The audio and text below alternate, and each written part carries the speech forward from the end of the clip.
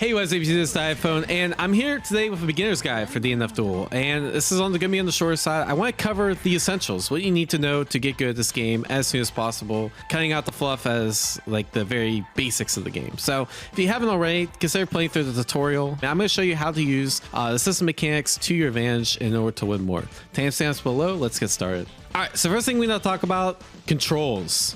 I don't think you really need to worry too much about whether you play pad or stick. I play pad for this game. I just find it more comfortable, but I think you can get away with whatever controller you want to use. I recommend binding every single macro.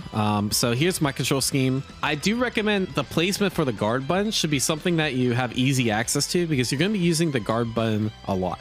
So I have it right over my finger just so I can press it whenever I need to. But I do recommend macroing, grab, and conversion. I think it just makes things a little easier, but you don't technically need it. So let's talk about why you need this guard button. So for example, Lost Warrior, but other characters have this too. They have some very, very quick moves. They're essentially unreactable left rights, right? Compare that to this, that's very hard to block, right? as a 50-50, but it's not actually a 50-50, because if they're guarding, it doesn't matter which side it hits, you're always going to be able to guard it. So in situations like that, you just hold the guard button and you don't have to worry about that sort of mix up. The other thing that the guard button is really good for is it enables roll. And I know I used to play Grand Blue Versus, and roll was very, very bad because it didn't have recovery. It wasn't invul, but in this game, it's actually, I find it really useful. And in order to punish certain moves or to get out of certain block strings, you actually need to use the roll button. So let's take, for example, everyone's complaining about Crusader. Crusader has this move. It's pretty good. And if you try to approach, you just get slammed. You can block it, but you can't really get a punish, right? But you can react, and you get a punish like that. All right, so let's talk about conversion next. So conversion uses, you have to have away health in order to use conversion, but conversion is very strong. There's three situations that I would use conversion for. One would be like in order to neutral skip. So Kunichi, for example, can throw these daggers. They're okay. They don't really do that much damage. But when you use them and then you conversion immediately after, keep in mind you have to delay the conversion a little bit.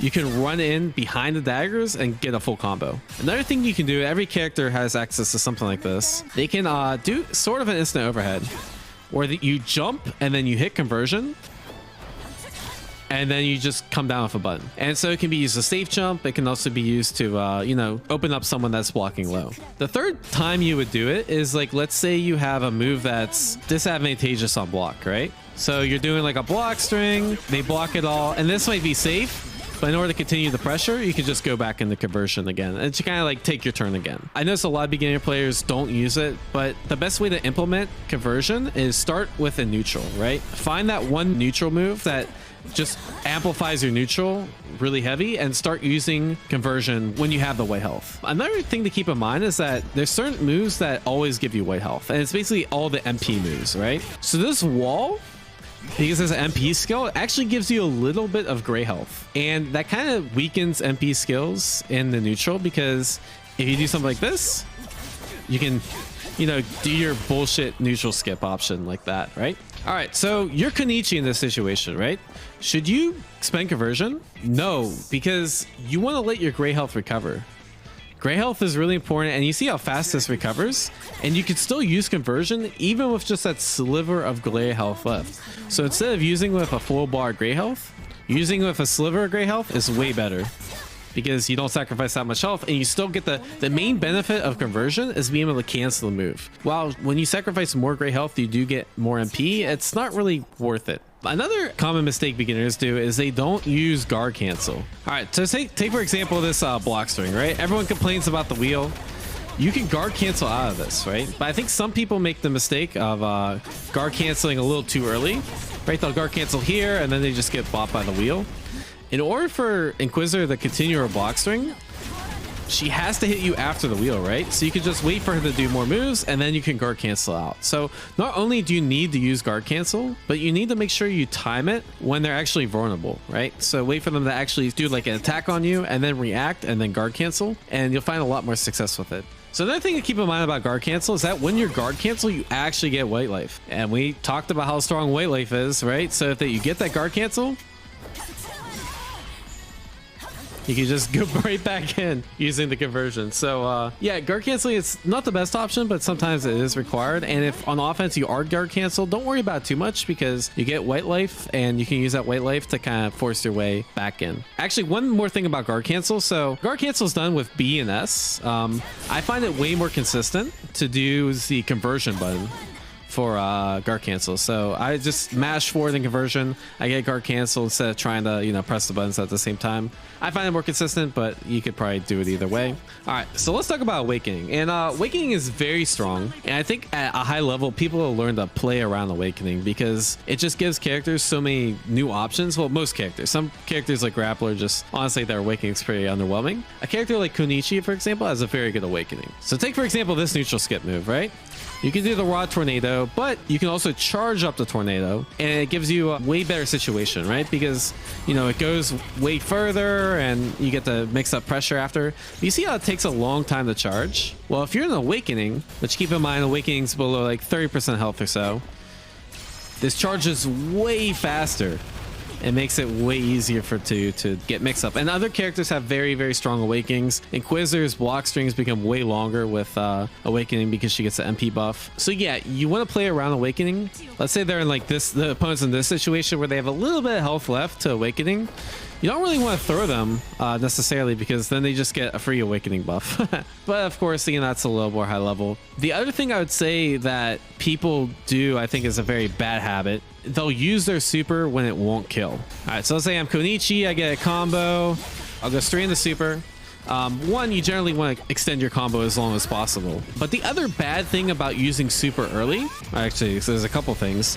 One, you don't get Oki, right? You're like literally full screen from the opponent and you usually want to be on top of them. The second is you lose your Awakening buff. You see how right below Konichi's portrait in the top left corner, there's no icon? That means you lost your Awakening buff, which means the power of, you know, a very fast tornado, you no longer have that. So only use your super if it's going to be killed because, again, Awakening is very, very good in most situations. I'd say one other thing about MP. So MP is very strong, right? It's the green blue bar depending on, you know, what character you're looking at. I think it's very important you play around MP. So let's say I'm an Inquisitor, right? I use the MP move.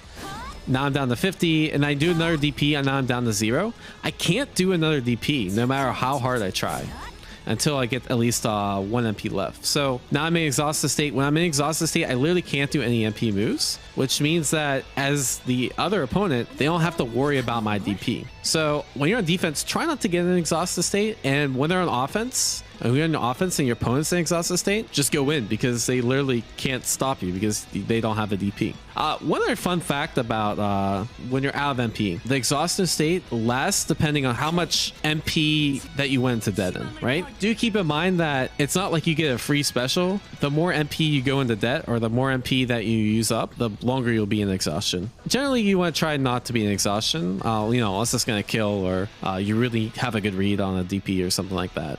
One other common question I get in these is like, who should I play? And honestly, I think this game is easy enough, it's simple enough to pick up that you could pretty much pick anyone you want in the game. You know, if you're looking for someone really easy to play, maybe someone like Hitman or Crusader. I think some character like Enchantress is pretty hard, so maybe stay away from her. But this game is simple enough that you can eventually learn someone. It just might take a little bit more work. So play who you like. Well, that being said, yeah, thank you so much for watching Beginner's Guide. I hope this guide helps you. If you have any other tips for beginners, let me know down in the comments below. Thank you guys so much for watching. If you want to see me play or want to ask me some questions or want to follow my tournament runs in this game, consider checking down the links down below. I do stream this game on Twitch. I'll be uploading more YouTube content. And I do have a Discord where you can kind of hang out. And as always, thank you for watching. Have a great day. I'll see you next video.